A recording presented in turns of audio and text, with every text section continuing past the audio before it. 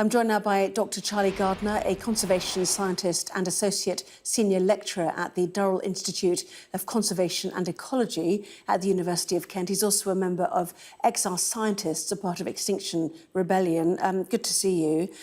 In all honesty, when did you think the UK would hit 40 degrees, if ever in our lifetimes? Well, I certainly didn't expect it to be anything like as soon as this. We set our all-time heat record just 3 years ago, and that was 38.7. We are consistently seeing the types of extreme weather event that we're experiencing outpacing what climate models suggested. So this is happening a lot faster than much of the science had suggested we might expect to see it. However, that's not to say that this comes as a surprise. Scientists have been warning about this for at least 40 years, and we have failed to listen to them. The reason why we're seeing such extremes now is because we failed to take action since we first realized this was a problem decades ago.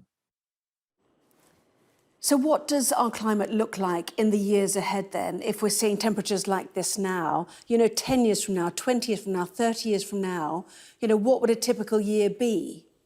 It's very difficult to say, and I'd hesitate to predict because, of course, 10 years ago, we wouldn't have predicted 40-degree temperatures today. What we can say is that this is not the new normal. We keep on hearing that this is the new normal, but that's not the case. The reality is that it's going to get worse and worse and worse until we completely stop burning all fossil fuels and stop destroying nature. So the sad fact is this is just the beginning. This is just a relatively mild warning, and it will keep getting worse until we stop emitting greenhouse gases. I know you've been compiling and retweeting on social media some of the fires that we've seen today, very many of them, in fact, including near where you live.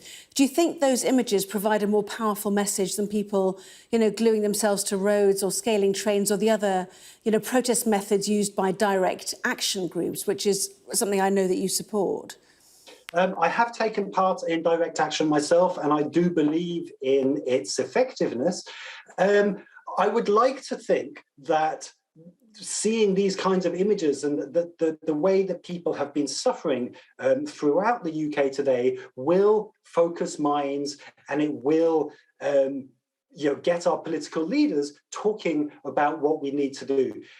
Unfortunately, we're seeing very little evidence of that from our Tory leadership.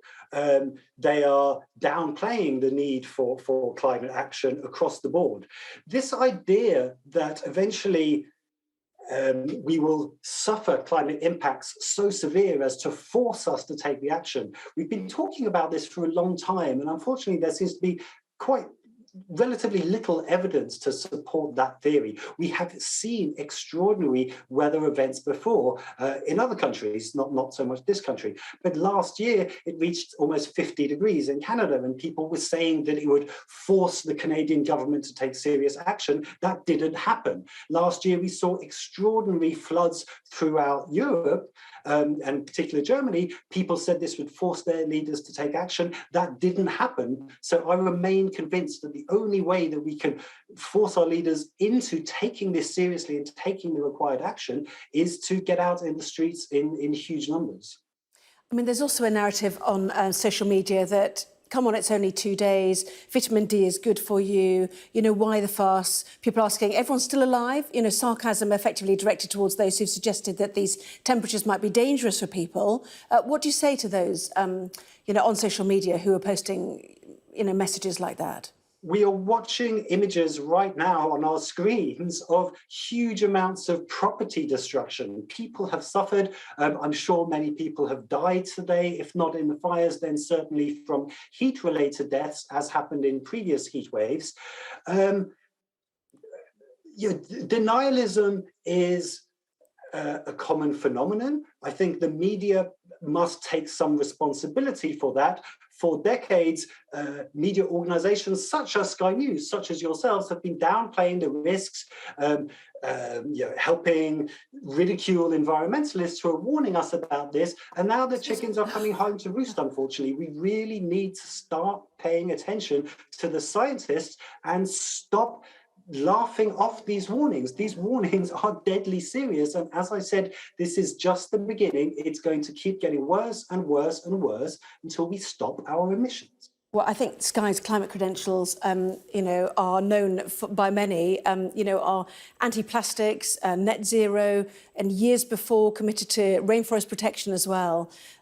So I'm not entirely sure that that's a fair accusation against our organisation. You mentioned the Conservative leadership campaign. The candidates remaining, including Kemi Badenoch, who was out today, did finally commit to net zero, although there is an argument amongst many in the Conservative Party that actually the changes we need to see need to be good for the economy too. Will that, if that narrative wins out, make action too slow? I think it's quite clear from today that climate change is not good for the economy. Now, there have been endless studies that have demonstrated that any investments, these are not costs, these are investments, any investments in decarbonisation now will repay themselves many times over. The science is clear, the social science and the economics are clear. The best thing we can do for our economy is to decarbonise rapidly. Now, even if Conservative leadership candidates do end up committing to the commitments we've already made to reach net zero by 2050, 2050 is far too late. What a net zero deadline of 2050 means is that we're going to carry on making the problem worse for another 28 years. It's clear to everybody that we cannot keep emitting for another 28 years. 2050 is far too late, and I hope today will help many people see that we need much, much more serious action than what we're seeing in this country already. Well, Dr. Gardner, much appreciate your time there. Thank you very much indeed. And hopefully you'll tune in also to our climate show presented by Tom Heap this weekend as well to see more on this subject that you know so well. To the weather now.